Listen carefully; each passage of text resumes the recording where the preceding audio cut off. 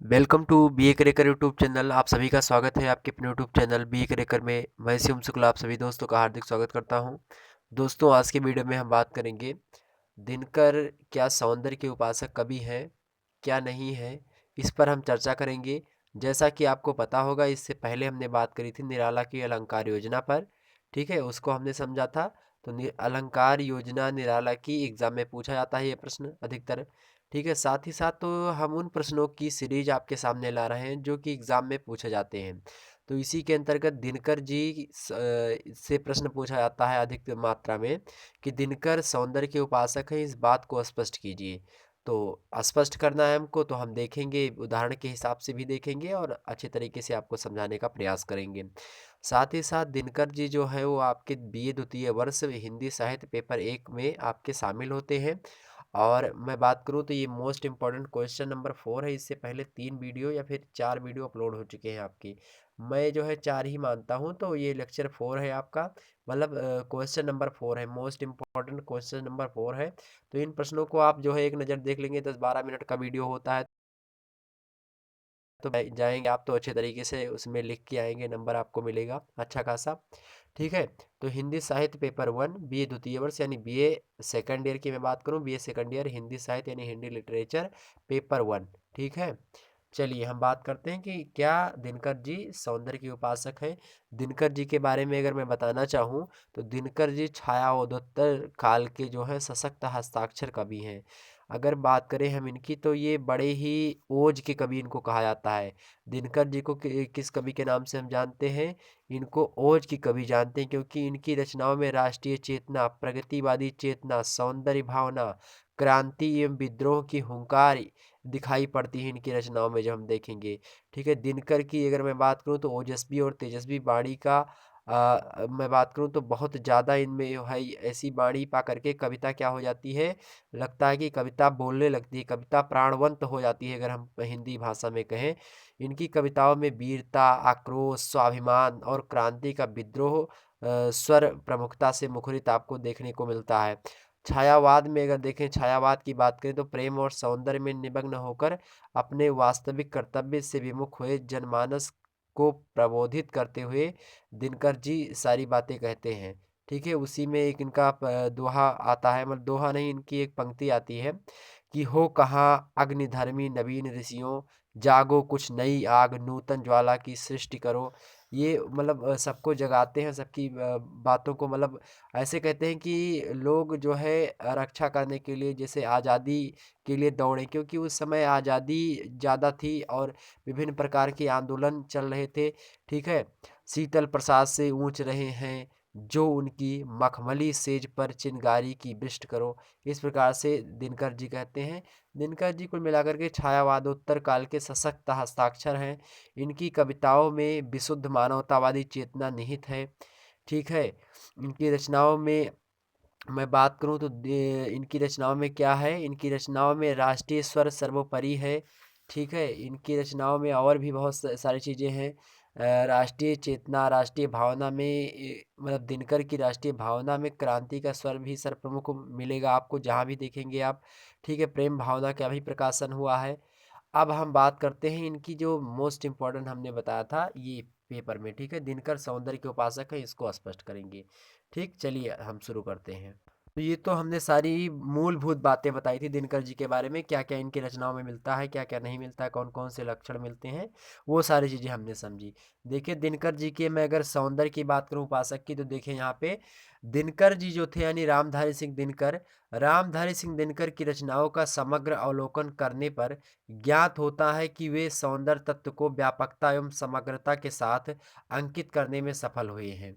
उनकी सौंदर्य भावना को लक्षित करते हुए डॉक्टर रामशंकर त्रिपाठी जैसे आलोचकों ने कहा, डॉक्टर रामशंकर त्रिपाठी ने लिखा, क्या लिखा है कि उनके द्वारा सृजित राष्ट्रीय कविताओं में यदि अंगारों का तेज है, तो इनकी द्वारा जो राष्ट्रीय कविताएं लिखी गई उनमें क्या है, अंगारों का तेज है। प्रगतिवादी कविताओं में क्रांति की ललकार है। तो प्रेम और श्रृंगार की कविताओं में इंद्रधनुषी रंगों की आभा है। क्या कहा है मित्रों, बड़ा ही महत्वपूर्ण कथन है डॉक्टर रामशंकर त्रिपाठी का, ये एक आलोचक है, इनके द्वारा कहा गया कि जो दिनकर जी की राष्ट्रीय कविताएं थीं उनमें अंगारों का तेज है। क्या है? उनमें अंगारों का तेज है। और जो प्रगतिवादी कविताएं हैं उनमें क्रांति की ललकार है। क्या है? प्रगतिवादी रचनाओं में दिनकर की क्या है? क्रांति की ललकार है। और प्रेम और श्रृंगारिकता से संबंधित जो उन्होंने कविताएं लिखी हैं उनमें इंद्रधनुषी रंगों की आभा, इंद्रधनुष में 7 रंग की होती है। तो कई प्रकार से प्रेम को उन्होंने डिफाइन किया है। ठीक, तो प्रेम और श्रृंगार की जो कविताएं हैं वो इंद्रधनुषी रंगों की आभा हैं। उनकी सौंदर्य भावना का सर्वाधिक अभिव्यक्तिकरण उनकी प्रसिद्ध कृति उर्वशी में हुआ है। उर्वशी जब आप पढ़ेंगे तो बड़ा ही मार्मिक दशा का बड़ा ही अच्छा मानवीकरण इन्होंने प्रस्तुत किया है। साथ ही साथ हम अगर बात करें इनकी एक रचना रस्म रथी, जब आप देखेंगे तो कर्ण कृष्ण कर्ण संवाद यूट्यूब पे आपको मिल जाएगा। जब आप ये सर्च करेंगे रस्म रथी, तो रस्म रथी आप पढ़िएगा, बड़ा ही महत्वपूर्ण सर्ग होता है। तृतीय सर्ग आप देखेंगे, जब कृष्ण भगवान जाते हैं वहाँ पे दुर्योधन के पास, दुर्योधन को समझाने के लिए, तो वहीं पर देखिए कितना अच्छा इन्होंने जो है वाणी का तारतम्यता बैठाई है वाणी में। और जब आप इनकी रचनाओं को पढ़ेंगे तो एकदम से लगेगा कि हाँ, मैं किसी चीज़ को पढ़ रहा हूँ। जैसे अगर बोलते हैं श्री कृष्ण भगवान कि जो असाध्य है उसे साधने चला, हरि ने भीषण हुंकार किया, अपना स्वरूप विस्तार किया। इस प्रकार से भगवान की, जब भगवान जो है, जब दुर्योधन नहीं देता है, जो दुर्योधन जो 5 गांव भूमि पांडव मांग रहे थे उसको नहीं देता दुर्योधन, कृष्ण भगवान दूत बन करके जाते हैं कि युद्ध ना हो, 5 ग्राम ही भूमि दे दे। तो पांडव कहते हैं रामधन सिंह दिनकर के शब्दों में कि दे दो केवल 5 ग्राम, रखो अपनी धरती तमाम, हम वही खुशी से खाएंगे, परिजन पर असी उठाएंगे। दुर्योधन वह भी दे न सका, समाज आशीष समाज की ले न सका। इस प्रकार से है। ऊपर से हरि को बांधने चला। ठीक है, जब हरि को बांधने चला तो फिर हरि ने क्या किया? हरि ने भीषण हुंकार किया, अपना स्वरूप विस्तार किया, डगमग डगमग दिग्गज डोले, भगवान कुपित होकर बोले। क्या बोले? बांध मुझे, हाँ हाँ दुर्योधन बांध मुझे।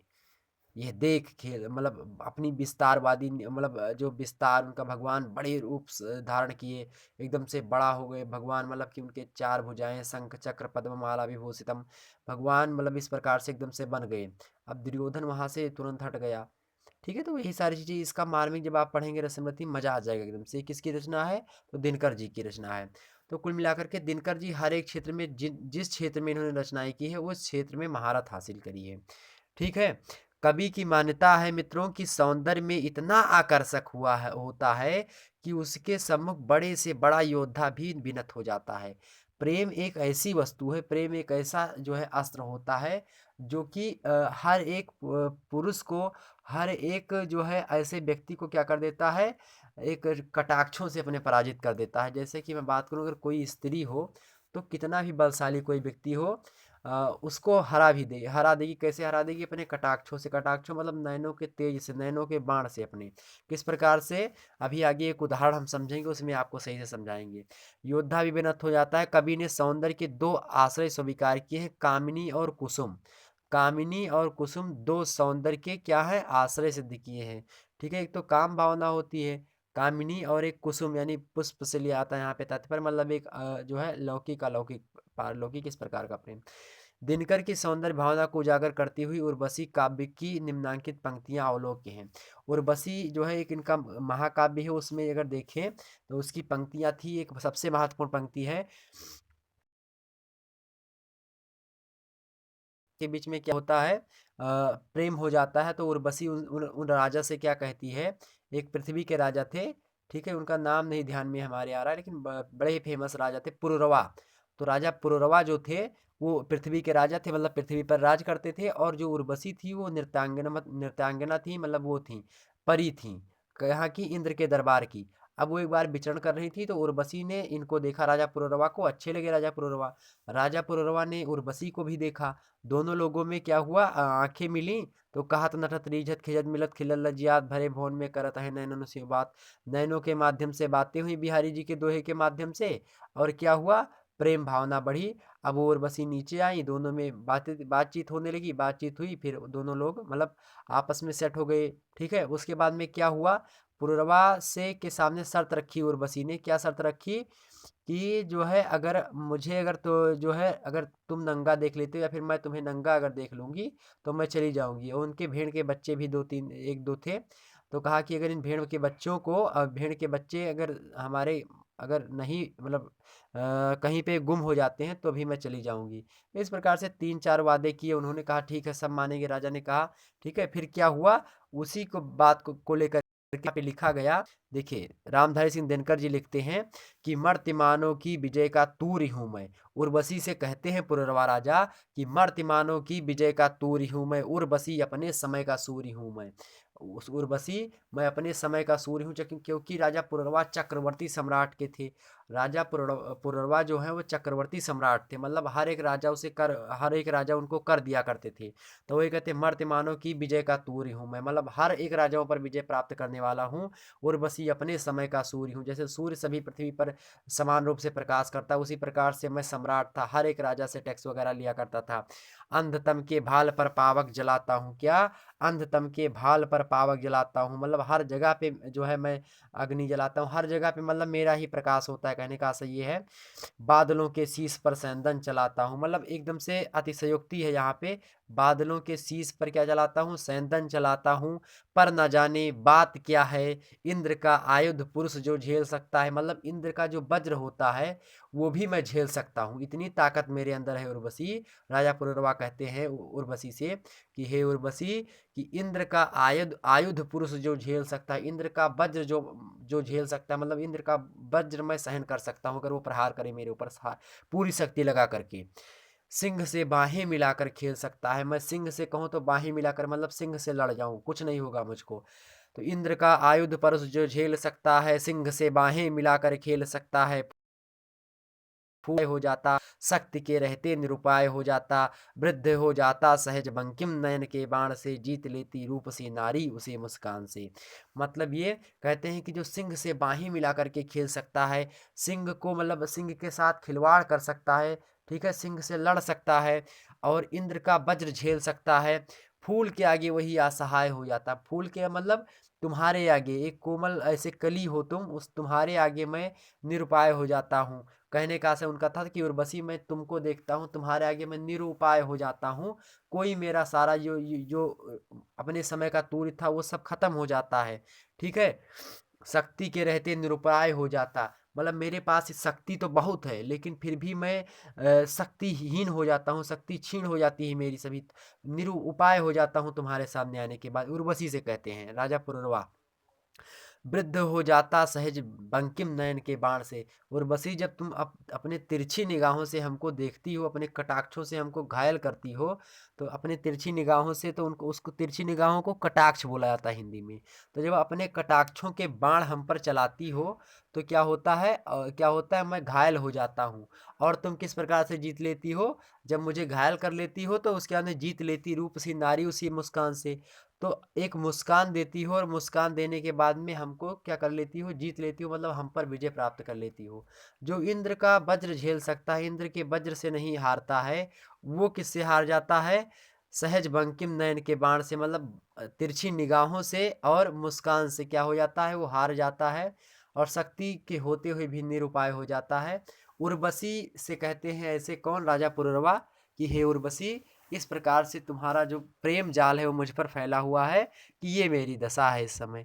तो इस प्रकार से जो है रामधारी सिंह दिनकर ने इस जो है घटना को एकदम से चित्रित किया है, मतलब लगता है कि सजीवात्मक रूप से इसको प्रस्तुत किया है।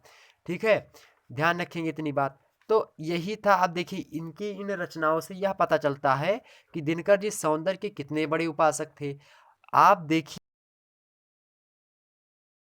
ये पुरुष को अपने नयन के बाणों से, बंकिम नयन के बाणों से क्या करती है? उनको घायल कर देती है और घायल करने के बाद में एक मुस्कान से उनको क्या करती है? पराजित कर देती है। तो इस प्रकार की भावना एक सौंदर्य उपासक ही तो कर पाएगा। तो इस मामले में दिनकर जी बिल्कुल खरे उतरते हैं। मतलब अगर कहा जाए तो दिनकर जी सौंदर्य के एक अच्छे उपासक हैं, सौंदर्य के बिल्कुल उपासक हैं, इसमें दो राय नहीं, कोई संदेह नहीं कि दिनकर जी सौंदर्य के उपासक ना हों। आप इस उदाहरण को कोट करेंगे एग्जाम में प्रश्न पूछा जाएगा कि दिनकर सौंदर्य के उपासक हैं, स्पष्ट कीजिए। तो आप लिखेंगे सारी बातें जो हमने यहाँ पे बताई, स्क्रीनशॉट फट से ले लीजिएगा। उसके बाद में यही लिख देंगे कि मर्त्य मानव की विजय का तूर्य हूँ मैं, उर्वशी अपने समय का सूर्य हूँ मैं, अंधतम के भाल पर पावक जलाता हूँ, बादलों के शीश पर संदन चलाता हूँ, पर न जाने बात क्या है, इंद्र का आयुध पुरुष जो झेल सकता है, सिंह से बाहें मिलाकर खेल सकता है, फूल के आगे वही असहाय हो जाता, शक्ति के रहते निरुपाय हो जाता, वृद्ध हो जाता सहज बंकिम नयन के बाण से, और जीत लेती रूप से नारी उसे मुस्कान से। मिलते हैं दोस्तों अगले वीडियो में, तब तक के लिए जय हिंद जय भारत।